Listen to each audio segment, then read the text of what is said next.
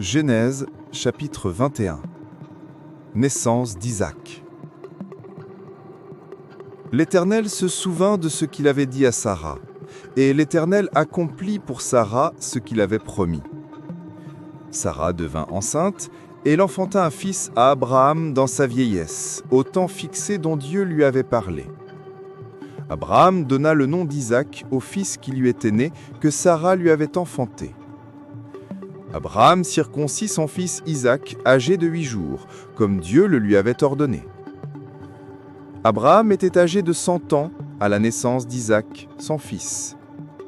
Et Sarah dit, « Dieu m'a fait un sujet de rire, quiconque l'apprendra rira de moi. » Elle ajouta, « Qui aurait dit à Abraham, Sarah allaitera des enfants? Cependant je lui enfantai un fils dans sa vieillesse. » L'enfant grandit et fut sevré. Et Abraham fit un grand festin le jour où Isaac fut sevré. Sarah vit rire le fils qu'Agar, l'Égyptienne, avait enfanté à Abraham. Et elle dit à Abraham, « Chasse cette servante et son fils, car le fils de cette servante n'héritera pas avec mon fils, avec Isaac. » Cette parole déplut fort aux yeux d'Abraham à cause de son fils.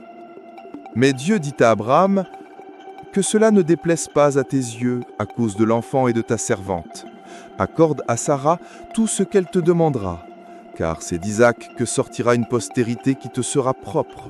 Je ferai aussi une nation du fils de ta servante, car il est ta postérité. » Abraham se leva de bon matin.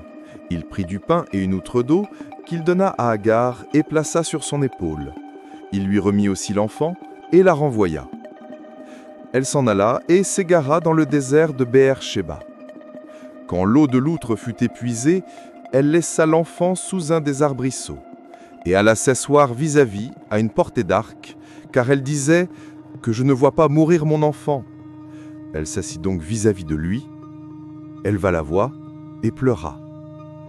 Dieu entendit la voix de l'enfant, et l'ange de Dieu appela du ciel Agar et lui dit « Qu'as-tu, Agar ?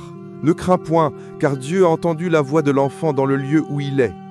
Lève-toi, prends l'enfant, saisis-le de ta main, car je ferai de lui une grande nation. » Et Dieu lui ouvrit les yeux, et elle vit un puits d'eau. Elle alla remplir d'eau l'outre et donna à boire à l'enfant.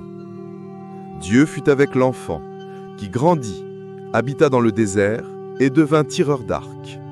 Il habita dans le désert de Paran, et sa mère lui prit une femme du pays d'Égypte.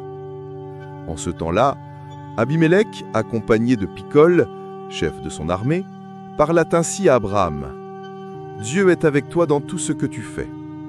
Jure-moi maintenant ici, par le nom de Dieu, que tu ne tromperas ni moi, ni mes enfants, ni mes petits-enfants, et que tu auras pour moi et le pays où tu séjournes la même bienveillance que j'ai eue pour toi. » Abraham dit, « Je le jurerai. » Mais Abraham fit des reproches à Abimélec au sujet d'un puits d'eau dont s'étaient emparés de force les serviteurs d'Abimélec.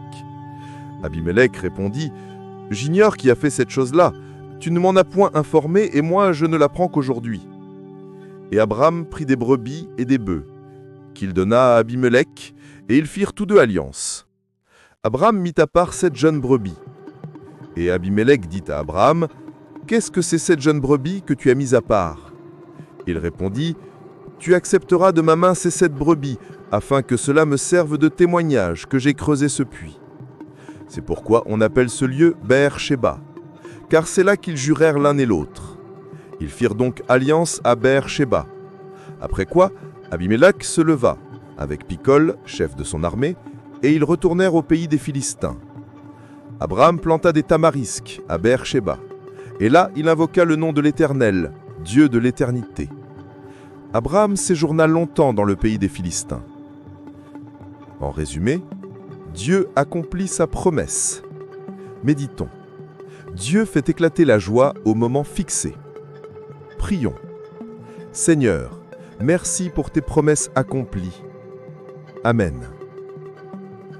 Chers frères et sœurs, merci d'avoir suivi cette méditation sur Parole de Dieu au quotidien. Si cette vidéo t'a touché, mets un like, abonne-toi et active la cloche pour ne rien manquer.